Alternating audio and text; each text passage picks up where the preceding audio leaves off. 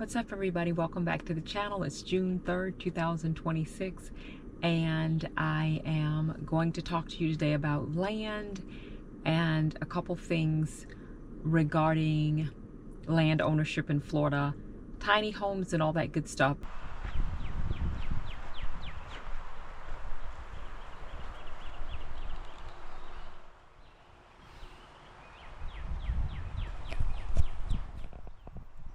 Beautiful rosy pink gladiola. I love that color.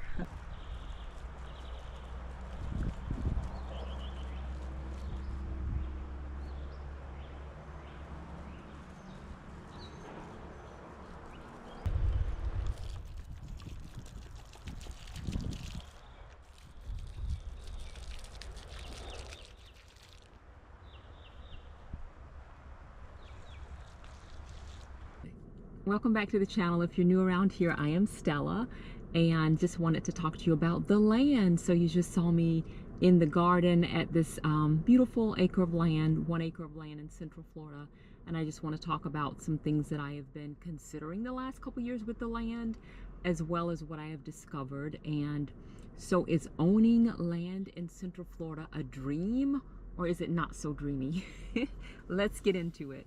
This county was the fastest growing area in the country a few years back. So there's been a ton of growth here, a ton of people moving here. So it's really been quite harmful for a lot of reasons, for people trying to sell in this area, because there's like an overabundance of just brand new houses that have been built. So of course that impacts you if you're trying to sell an older home. And then also with impact fees, they are ridiculous. Now, I've never built a home before or tried to start anything from scratch on land, but I know that $20,000, which is what it costs now where I'm at for a single family dwelling, is the impact fee, and it's ridiculous. All right, guys, so let's talk about what an impact fee is. So Florida impact fees are one-time charges levied by local government on new residential and commercial development to cover the capital cost of expanding public infrastructure such as roads, schools, parks, and law enforcement, regulated heavily by the Florida statutes. These fees ensure that growth pays for growth without burdening existing taxpayers. Okay, well, first of all, I'm an existing taxpayer since I've turned 21 and moved out of my mom's house. Well, I was paying taxes before that, but anyway, so I've been a taxpayer for 3 decades. But what I've learned about a beautiful piece of land, like the one I sit on right now, is that you can't just add a building to the land. In Florida, and I'm in Central Florida, they require that you have a primary structure, which makes no sense. You can't have a garden building or anything like that unless you have an agricultural exemption. And basically it says that you are farming. You are either growing crops or, taking care of animals for sale. And it has to be like a commercial purpose. You can't be a backyard farmer, or just a little hobby farmer. So anyway, there's that. And other than that, I'm excited. I'm actually in a rental, and ooh, that's different from that is different from the RAV4 that I just sold.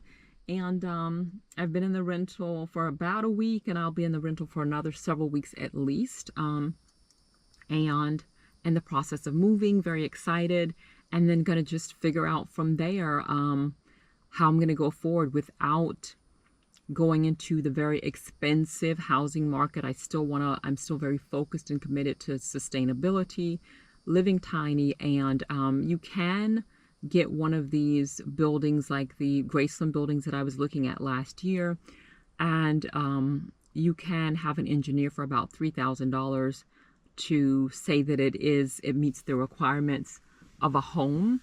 But you have to have certain features such as double pane glass. Of course, it has to meet the wind requirements for your state. For Florida, I believe it's 130 miles per hour, has to be able to withstand that amount of wind.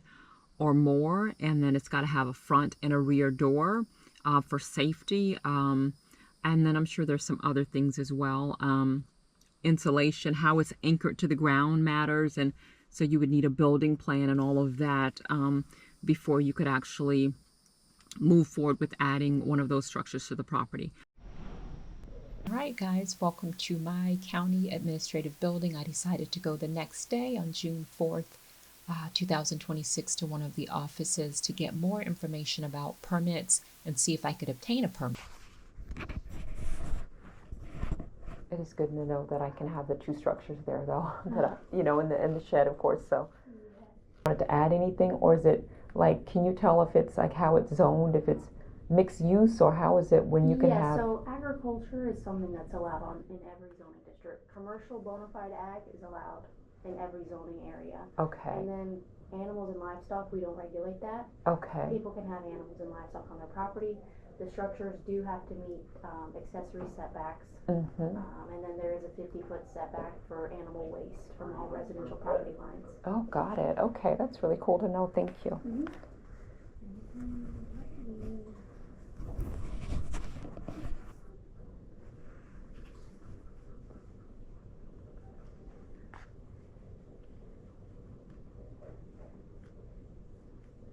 Okay, so your primary setbacks for the main home is going to be 35 feet from the front. 35 feet from the front. Mm-hmm. All right. 15 feet from the side. 15 from the side. And 20 feet from the rear. And 20 from the rear. Perfect. And then accessory setbacks for the ADU and then the garage Mm-hmm. is going to be 10 feet from the side and 10 feet from the rear. 10 from side and rear. Okay. Perfect. Okay. Thank you so much. I guess I'll just get those printouts and then I'll head downstairs and see what we should do regarding the permits. Thank you. You're welcome. I'm going to have those for you.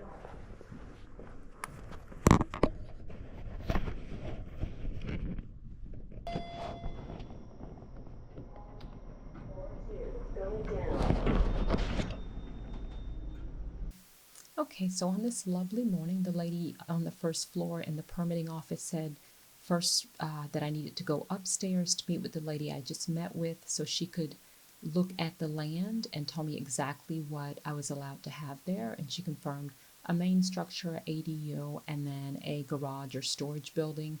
And now she sent me back to the lady downstairs in the permitting office. So let's see what this lady says this time. Anchored. Yes. So basically what they'd have to do is have somebody from the state. Mm-hmm. They can have, that's when I would have them to have an engineer, I guess. They'll. We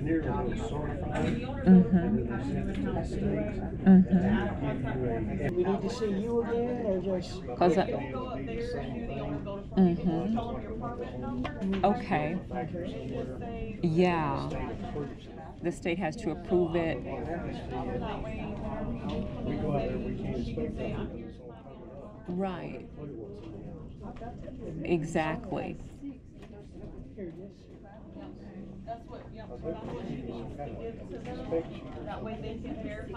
I'm sure they will now.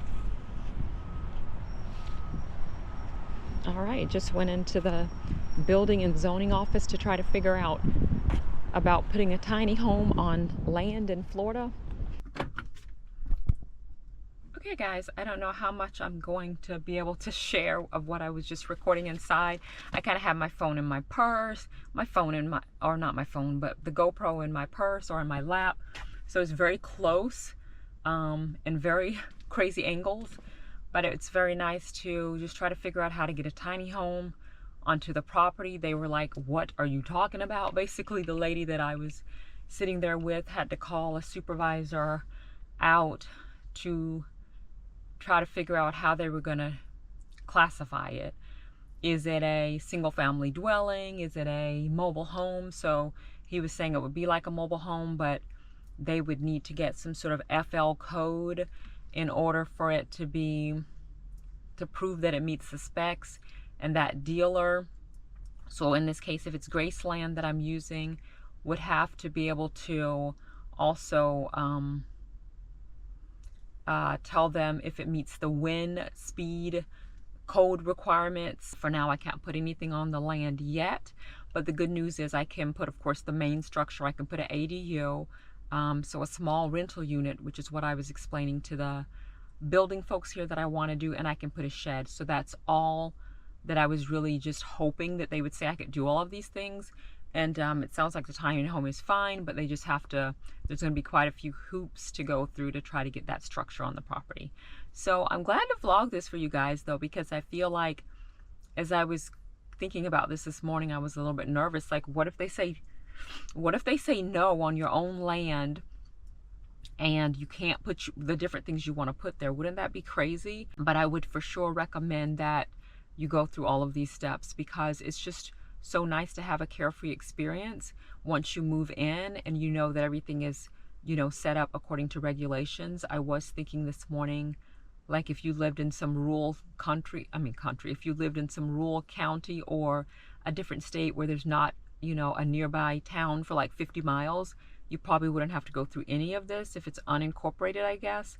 But still, you want to know and make sure, because if you go to resell your land and it has buildings there, you want to make sure everything is, you know, permitted, and it just will help you in the future with the home sale. And then also in the present time, you don't want somebody coming onto your property and saying, this is not, we didn't permit this, we didn't give permission.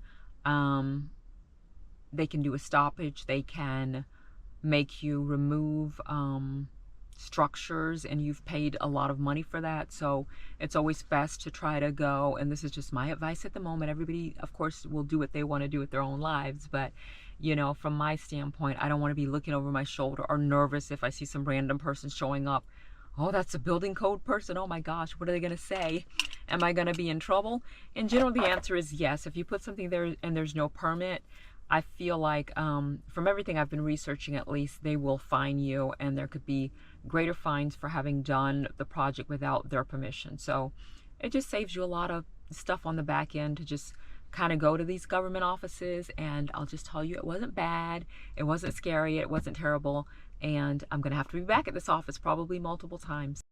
Hey guys, just wanted to lastly share that in Florida there is an affordable housing exemption for households making less than 80% of the AMI, and sometimes that waives up to 100% of the impact fee.